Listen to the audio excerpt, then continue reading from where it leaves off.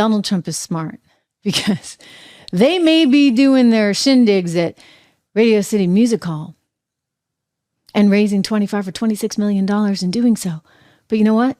Donald Trump's doing these rallies and he's going out and he's doing the funeral and he's going to the wakes and he's talking to police officers and he's talking to border officers and all the people that are concerned about things like law and order, and they're responding. I mean, consider this. Do we have, Drew, the video of the police union, this largest police union in the country, in Michigan, actually saying, you know what, you're our guy. They came out. This is a big deal. I can't stress this enough. In the state of Michigan, largest police union, and they endorsed Donald J. Trump for 47th President of the United States. Take a peek.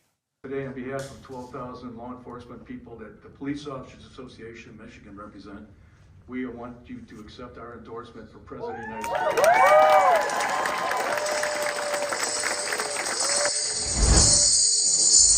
Consider that. Consider that. And yet the media is like, oh my gosh, how can it be? Well, I'll tell you, it's not that hard. You guys wanted to defund those people. You wanted to put them out of work. And Trump's like, you know what? They need jobs and they need pay raises and they need retirement plans and they need the whole 9 yards because, you know, we need them. We're not going to have a safe society without them. So the largest police union, they are endorsing the guy with 91 counts against him with 4 criminal trials. Take that, Letitia. Okay? Consider the irony of that, ladies and gentlemen. Amazing. I mean, he just keeps flipping the script and flipping the script and flipping the script. Bloodbath. They thought they had him on that. You know, recently he did a rally and he mentioned that it was going to be a bloodbath. He was actually talking about auto workers and their jobs and how if China had any intention of putting in a factory in Mexico as opposed to the U.S., well, then he was going to tariff the heck out of the thing. It was going to be a bloodbath. And so then people took that word. I know how this goes. Hey, like I've dealt with it myself. I've been a victim of it myself. So, you know, I'm strong. He's strong. And he comes out the other side and he basically turns it on its head. Do we have the video of him at the rally just last night, Drew, talking about the bloodbath? Because if we do, I want you guys to see this. And then we can go and take a look at the new website that he came out with. But he's making it work for him, making it work. Okay, maybe we'll get to that in a second. Let's go to the video first. So I want to go to actually the screenshots. I think we have that, right? Because he's got, oh, this is just great. He actually took it and he started a new website called BidenBloodbath.com. Biden is aiding and abetting an invasion instead of protecting Americans. He is prioritizing illegal aliens over U.S. citizens. So in this rally last night, he said, you know what? Hey, they said I was talking about a bloodbath. He said they actually took it out of context and I was actually referring to the auto workers. But so long as we're there, so long as they're going to hit me for it, let's talk about what it is. Yeah, it is a bloodbath. It's Biden's bloodbath. And it's because of our border situation and our crime levels have increased. And you know what? The long and the short of it is he's got the largest police unit in the country, ladies and gentlemen, endorsing him. Think about that. Let that sink in. It's like the media just continually underestimates him. The problem is we've become so divided in our society with this class of elites and have-nots that they're so out of touch with how everyday people think and feel and the challenges that everyday people are up against, that at every single turn, Donald Trump outsmarts them. And I believe he'll continue to do so. Because while they go to Radio City Music Hall with their Three Musketeer presidential tour and raise $25 or $26 million so you can get your picture with these guys, Donald Trump goes to a wake out on Long Island for a police officer, Officer Diller, who leaves behind a wife and a 1-year-old child. He goes there, he pays his respects. He pays off their mortgage. He raises a little money through a charity and they give them some cash to be able to get through the next few months. I mean, this is very different, is it not? Than the splashy Radio City Music Hall event complete with Stephen Colbert and Lizzo. It's very different.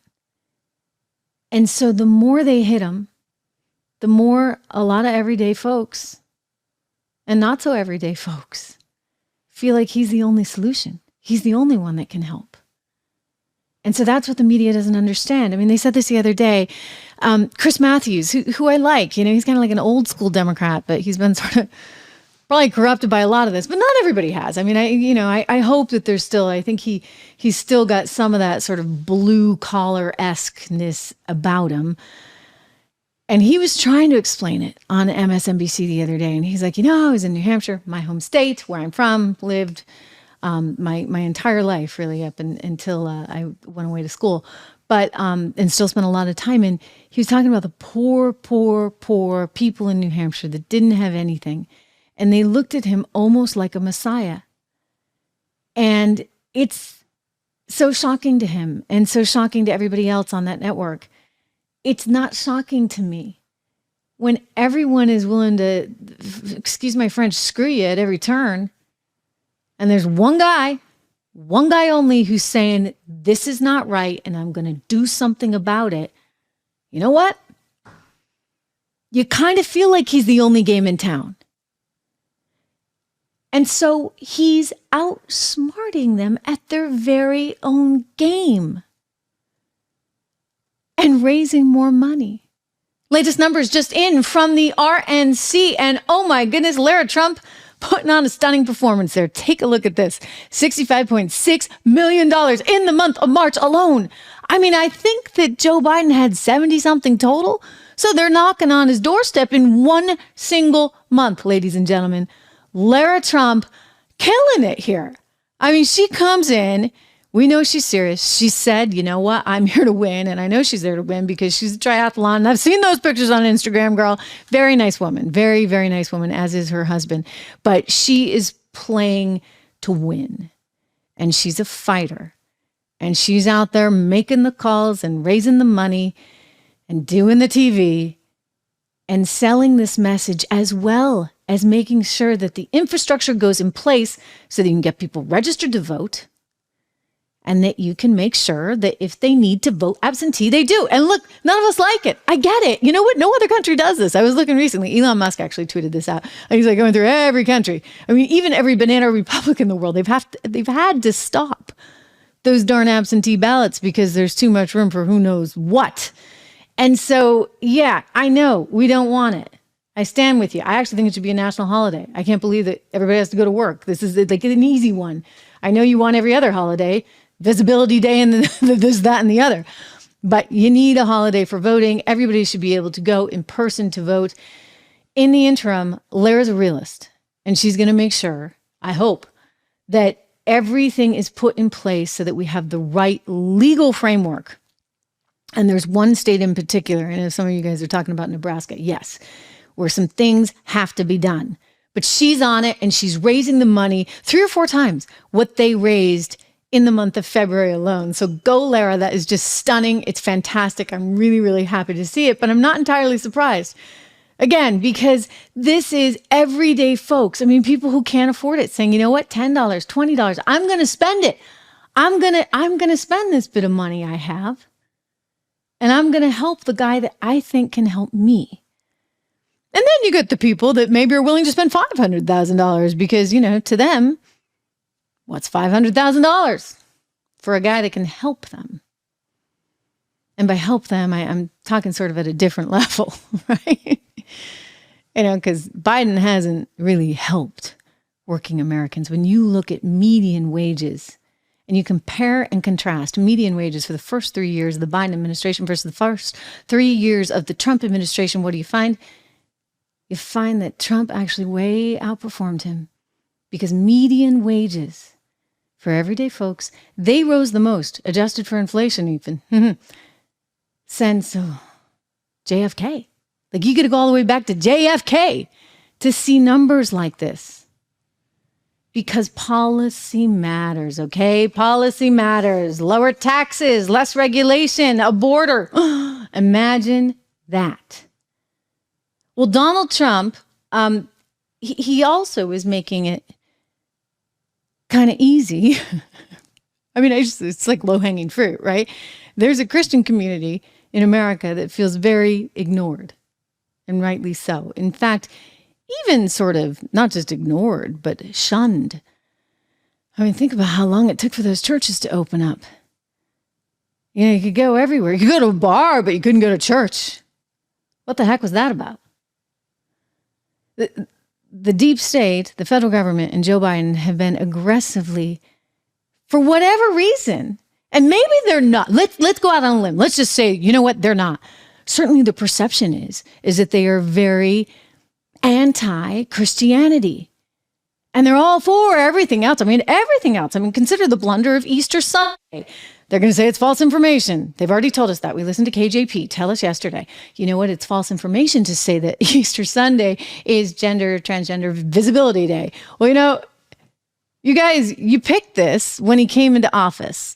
You chose March 31st, fully knowing that just months before the election, you would have Transgender Visibility Day happening on Easter Sunday. So you're either really stupid, which we're pretty sure of, or you did that for a reason. I think they did it for a reason because they think that this is a winning issue, which again, just proves their stupidity. Take a look at those poll numbers for Joe Biden. He's not winning. He's not winning on this. But you know what? Donald Trump out in Michigan saying to the people, you know what? We're going to have Christian Visibility Day. How about that? Drew, we got it?